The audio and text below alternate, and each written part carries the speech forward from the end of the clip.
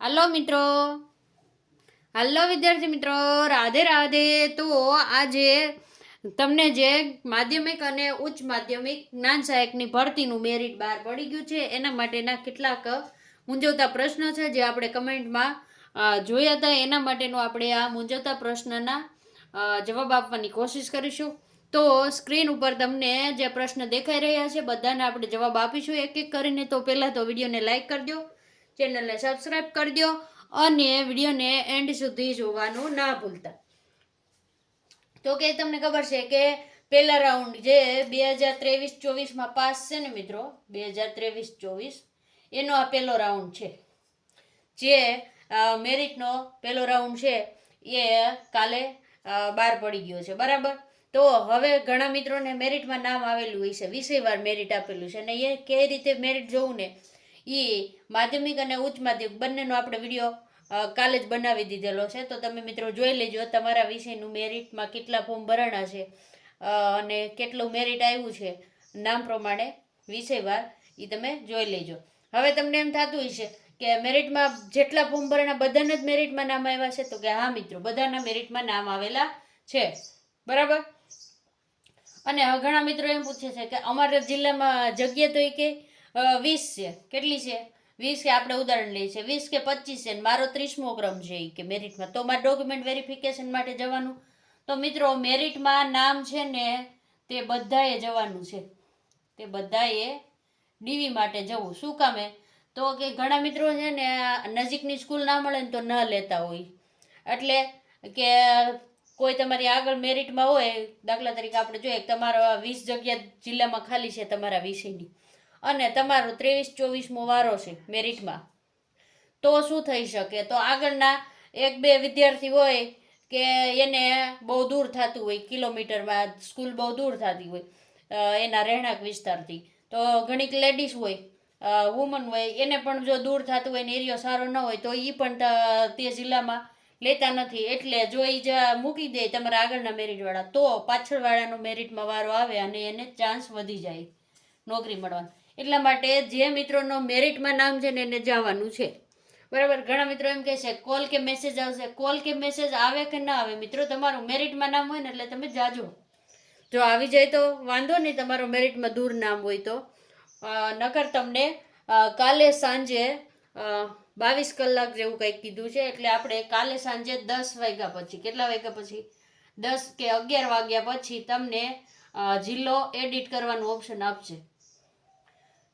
Portal ખુલશે તમારું અને જિલ્લો એડિટ કરવાનો. તમને આ જિલ્લામાં તમે નથી લીધું કે તમે જે મેઇન જિલ્લો પસંદ કરો, તો એડિટ કરી અને તમે બીજો જિલ્લો લઈ શકો છો. એના માટે તમારે ડોક્યુમેન્ટ વેરિફિકેશન માટે મારા ખ્યાલથી કાલે પ્રોસેસ ચાલુ થાય, એટલે પરમ દિવસની રજા હશે ઓલે દિવસે, એટલે કે 22 તારીખે, હા 22 ને 24 ને એ રીતની તારીખ આપેલી, એ રીતે તમારે જવાનું થશે, બરાબર. અને આમાં તમને એડિટ કરવાનું ઓપ્શન 3 વખત આપવામાં આવશે.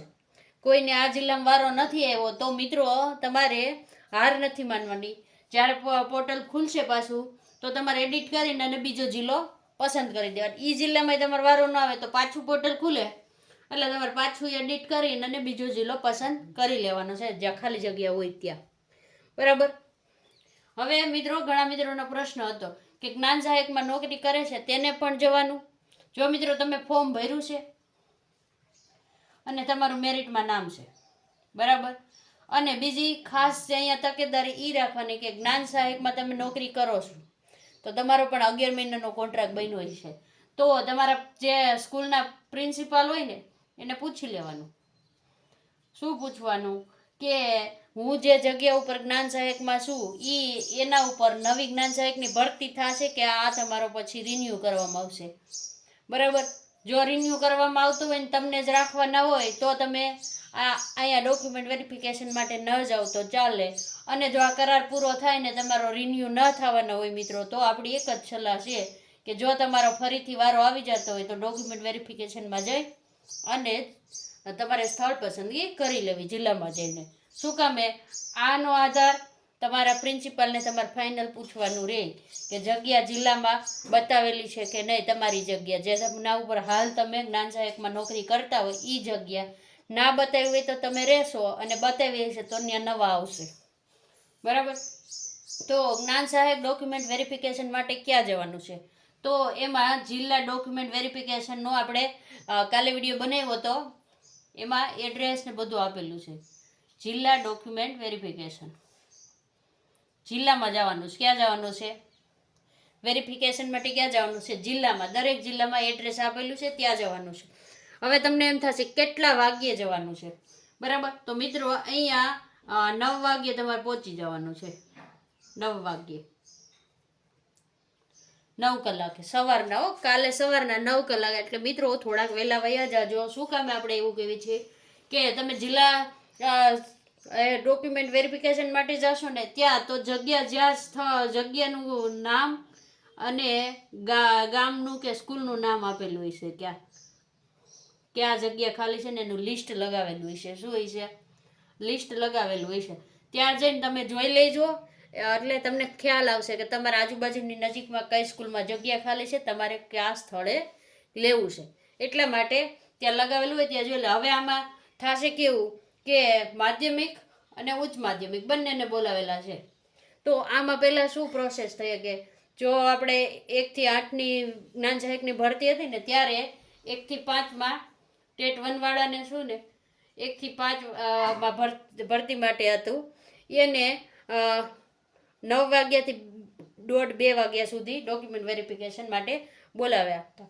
અને પછી ટેટ 2 વાળાને 2 વાગ્યા પછી ડોક્યુમેન્ટ વેરિફિકેશન માટે બોલાવ્યા હતા. અહીંયા પણ એવું થઈ શકે કે પહેલાં માધ્યમિક વાળાને લે અને પછી ઉચ્ચ માધ્યમિક વાળાને ડોક્યુમેન્ટ વેરિફિકેશન માટે લે. એનો સમય ત્યાં ફિક્સ હશે, અને ત્યાં તમારા બધા જ ડોક્યુમેન્ટ વેરિફિકેશન ઓરિજિનલ થશે. એટલે બધાએ ઓરિજિનલ લઈને જવાનું છે. હવે તમને એમ થશે ક્યાં ક્યાં ડોક્યુમેન્ટ લઈને જશો? તો તમે જ્યારે ફોર્મ ભર્યું ને ત્યારે જે બધા અપલોડ કર્યા હોય ને એ બધા ડોક્યુમેન્ટ લઈને જવાના છે, બરાબર? અને મિત્રો અહીંયા તમારે શું કરવાનું છે તો કે આના જે ડોક્યુમેન્ટ તમે અપલોડ કર્યા હોય ને બધા ને તમે ફોર્મ ભર્યું છે તો પ્રિન્ટ કાઢ્યું હોય એના કેટલા સેટ બનાવવાના છે? 2 સેટ બનાવવાના છે. 2 સેટ. શું કામે? એક તો તમારે ત્યાં જમા કરાવવાનો આવશે, અને એક તમારી પાસે રાખજો. જે તમે સ્કૂલમાં હાજર થાવ ત્યારે માગે તો પ્રિન્સિપાલને આપવા માટે. એટલે તમે આના 2 સેટ બનાવીને રાખજો. અને જો મિત્રો હવે તમને બાકીના કોઈ પ્રશ્ન મૂંઝવતા હોય તો કમેન્ટમાં કહેજો, આપણે જવાબ આપવાની કોશિશ કરીશું. અત્યારે વિડીયોને પૂર્ણ કરીએ છીએ. બધાને વિડીયો પૂર્ણ કરતાં બધાને પહેલાં ઓલ ધ બેસ્ટ કાલ ડોક્યુમેન્ટ વેરિફિકેશન માટે, અને બધાને નોકરી મળી જાય એવી આશા સાથે અત્યારે વિડીયોને પૂર્ણ કરીએ છીએ. રાધે રાધે.